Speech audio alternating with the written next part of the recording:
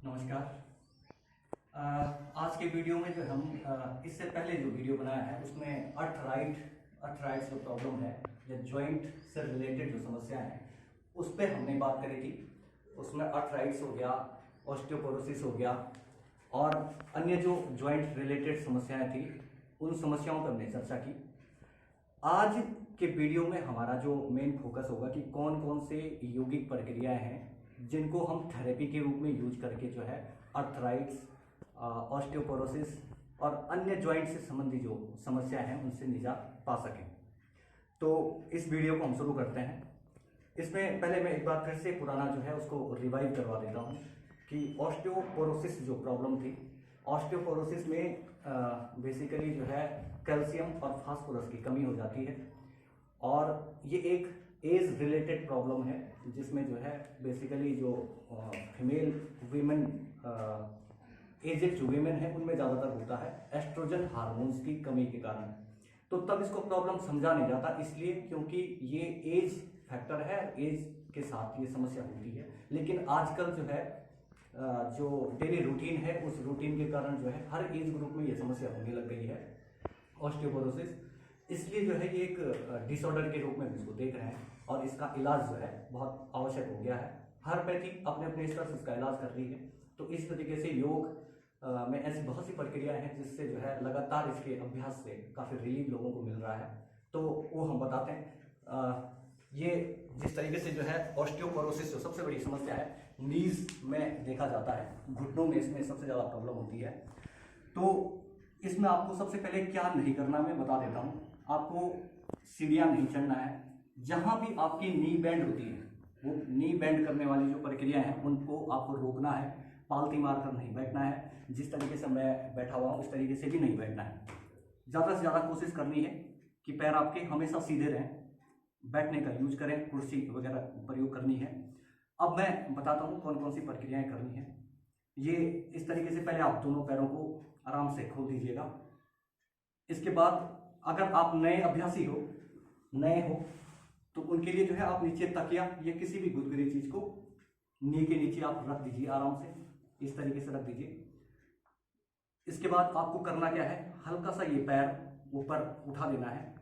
ऊपर उठा देंगे इस पैर को हल्का सा और फिर यहाँ से हल्का सा अपने जो फिंगर्स हैं इनको अपनी तरफ खींचेंगे।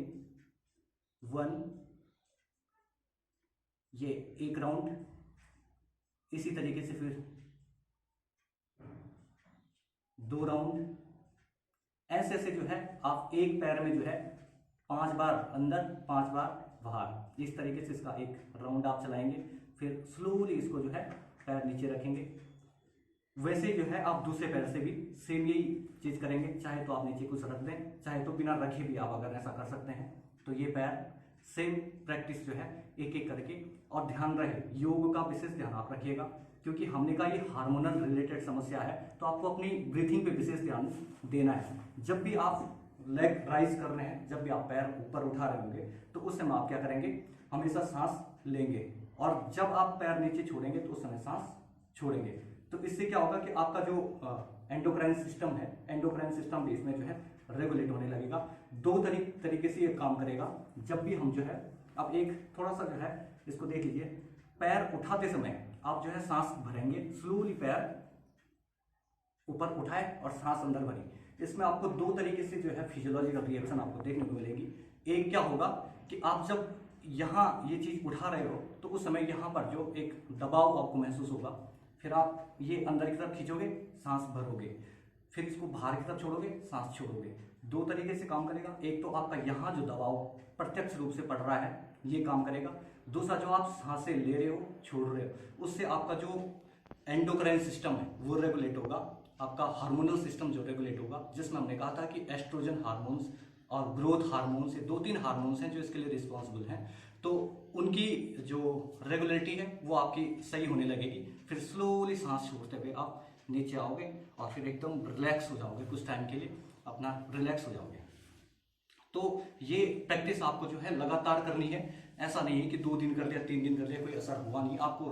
क्योंकि ये एक प्रॉब्लम, मैंने कहा एज रिलेटेड समस्या है, ये सब में होगी एक समय के साथ। और उसके बाद आपको ये जो है ये लाइफ स्टाइल का हिस्सा बनाना पड़ेगा, आपको लगातार ये करना पड़ेगा, तब जाके आपको कुछ समय के बाद जो है रिलीफ मिलना शुरू होगा। इसके साथ साथ आपको अच्छी डाइट वगैरह सब ये चीज़ें लेनी पड़ेंगी। एक दूसरी चीज़, कई लोगों को तो दोनों पैरों में होता है, उन लोगों को ये करना है, लेकिन कुछ लोगों को क्या होता है कि सिर्फ एक पैर में ऐसी समस्या होती है, तो आप उस पैर के लिए क्या करोगे, एक घुटना मोड़ दीजिएगा। जिसमें प्रॉब्लम नहीं है वो घुटना आप मोड़ दोगे, जिसमें प्रॉब्लम है वो आप मोड़ोगे नहीं। तो इसको मोड़ने के बाद आप क्या करोगे, इसको नीचे यहाँ कुछ रख दोगे, कुछ भी तकिया, अगर घर में तकिया हो तो तकिया आप रख सकते हो, तकिया रख के और यहाँ से आप जो है इसको सीधा रखोगे, सिर्फ इस पे दबाव डालोगे, इस वाले पे दबाव आप डालोगे 1, फिर रिलैक्स ऊपर 2, फिर दबाओगे और फिर ये रिलैक्स करोगे, फिर इसको दबाओगे और फिर रिलैक्स करोगे।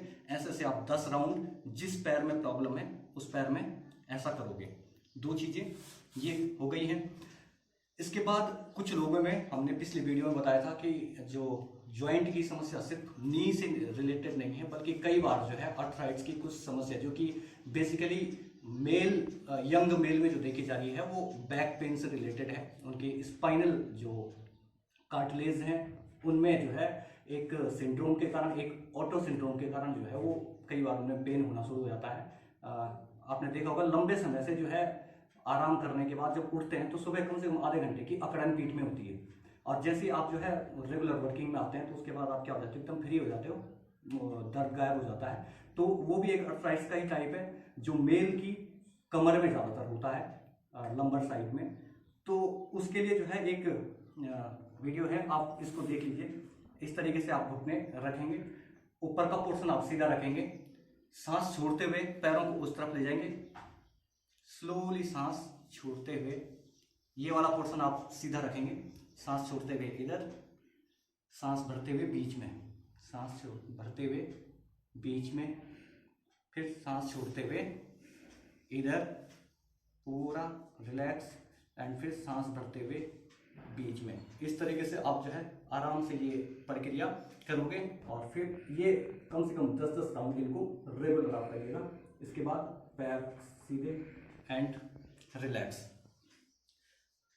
इसके बाद चाहे तो आप जो है एक एक पैर करके ऐसा पैर उठा करके इसको फिर अपनी तरफ पूरा जितना उठा सकते हैं मैक्सिमम, और भी स्लो, और भी अगर पूरा ये पैर खुल जाता है आपका, ये तो योग प्रैक्टिशनर है इसलिए इनका जो है इस तरीके से हो जाता है। आम आदमी का ऐसा नहीं होगा, शुरुआत में आप ऐसा ना करें, करने में आपको बहुत दिक्कत हो सकती है। लेकिन जो लोग प्रैक्टिशनर हैं, यंग हैं, वो इस तरीके से कर सकते हैं। इसको फिर यहाँ से टोस दबाइए, सांसों का विशेष ध्यान रखिए ताकि हमारा जो हार्मोनल सिस्टम है, एंडोक्राइन सिस्टम है, वो भी प्रॉपर बना रहे इस तरीके से। और ध्यान रखिएगा कि जितनी बार आप एक लेग से करोगे उतनी बार दूसरे लेग से भी करें।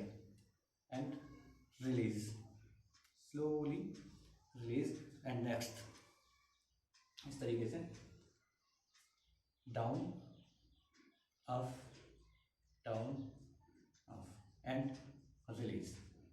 तो ये कुछ छोटी छोटी सी प्रैक्टिसेस थी जो हर आदमी अपने घर में कर सकता है, और ये आम समस्या आजकल बन रही है, जिसके लिए हमने कहा था कि ये एक तो हमारी रेगुलर जो लाइफ है उसके कारण भी ऐसा हो रहा है, क्योंकि हमने वर्किंग छोड़ दी, हमारा जो न्यूट्रिशन वैल्यूज़ हैं वो कम हो गई हैं। तो अच्छा से अच्छा न्यूट्रिशन लेने का प्रयास करें, कैल्शियम और फास्फोरस की डाइट मैक्सिमम लेने का प्रयास करें, और इन प्रैक्टिसेस को लगातार करते जाएं।